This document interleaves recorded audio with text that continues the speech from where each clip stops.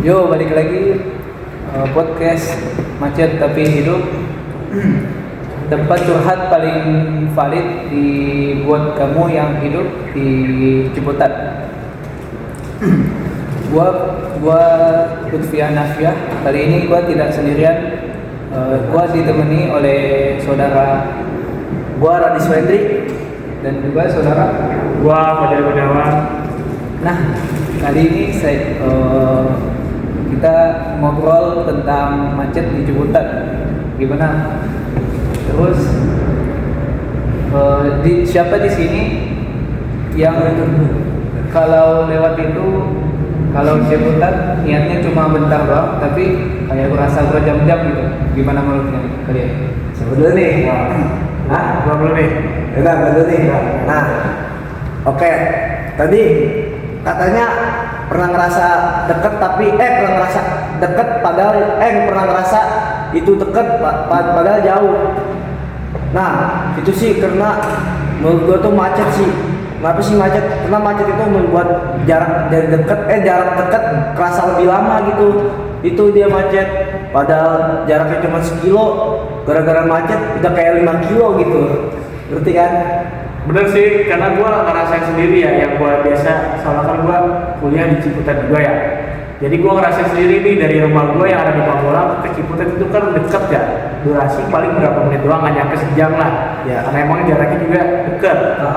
Gua di rumah tuh memperkirakan tuh durasi atau jarak tempuh, waktu tempuh gua ke Ciputat itu berapa menit. Nah, ternyata pas gua lewat situ ternyata kok kayak lama banget gitu, sampai waktu yang udah gua tempuh, gua perkirakan tuh kayak jauh banget gitu dari perkiraan gua tuh. Nah, itu yang bikin kita nyampe tuh jadi kayak lama banget gitu, padahal harusnya kan sebentar doang ya kan? Yang gua gitu. Iya. Oh, jadi kalian merasa yang dekat itu merasa jauh gitu ya? Iya, bener banget sih. Oke. Lanjutnya, menurut kalian nih lebih capek mana, tugas kuliah atau terjebak di macet? Ya, kalau menurut gua sih sama-sama capek ya.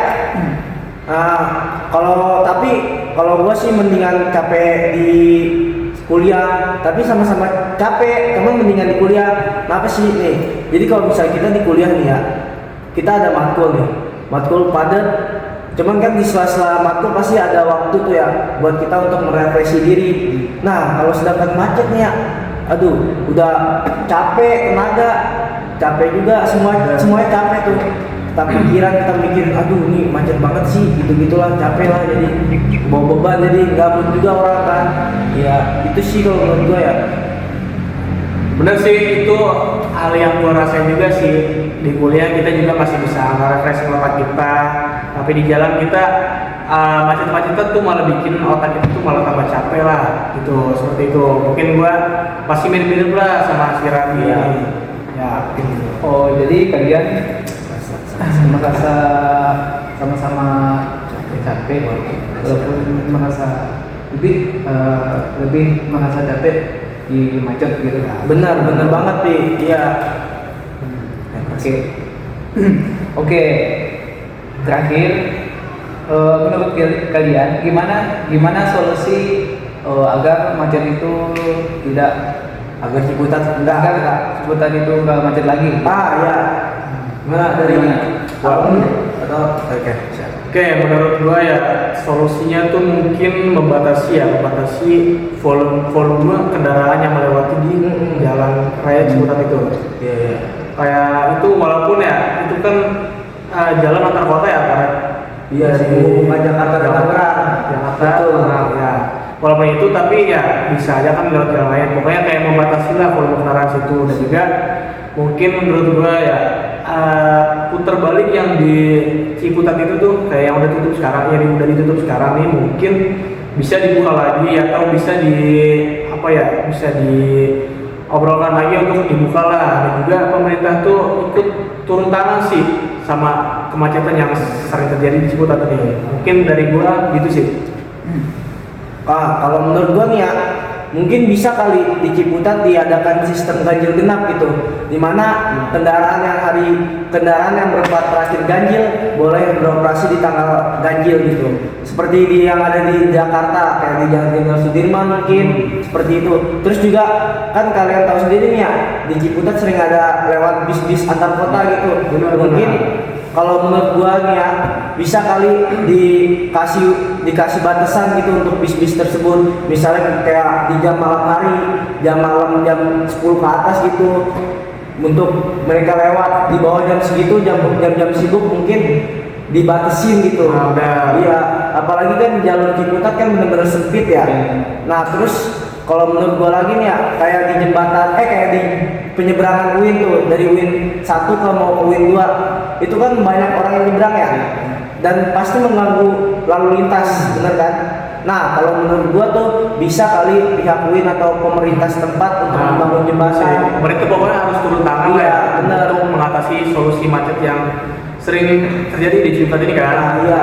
Apalagi kan itu kan banyak yang nyebrang ya, jadi otomatis mobil banyak yang berhenti dan itu pasti menyebabkan kemacetan kan. Nah, mungkin bisa tuh dibangun jembatan untuk mengurangi kemacetan di Ciputat. Itu juga yang lampu merah di depan UI juga mungkin bisa bisa dipikirkan lagi lah untuk kedepannya atau tetap dipakai lampu merah itu atau dibangun jembatan. Mungkin pemerintah bisa mencari solusi itulah agar nggak macet lagi lah di sekitar jalan Ciputat situ. Ya. Oh, jadi solusi kalian membangun jembatan di Ciputat. Mungkin salah satunya itu.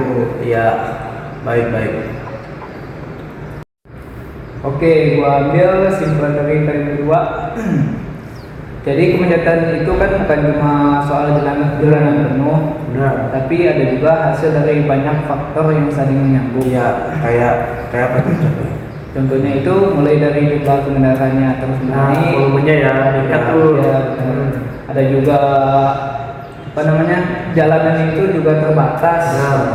Transportasi umumnya juga belum maksimal juga. Nah, iya sih, transportasi itu Itu sih masih kurang juga sih menurut gua ya. Benar. Jadi intinya itu macet itu masalah bersama, bukan cuma salah pengendara atau juga pemerintah ya. Iya, benar.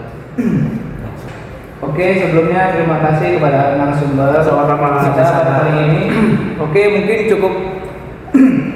mungkin cukup sekian podcast gua kali ini. Dan sampai jumpa podcast gua selanjutnya. Dadah. See you.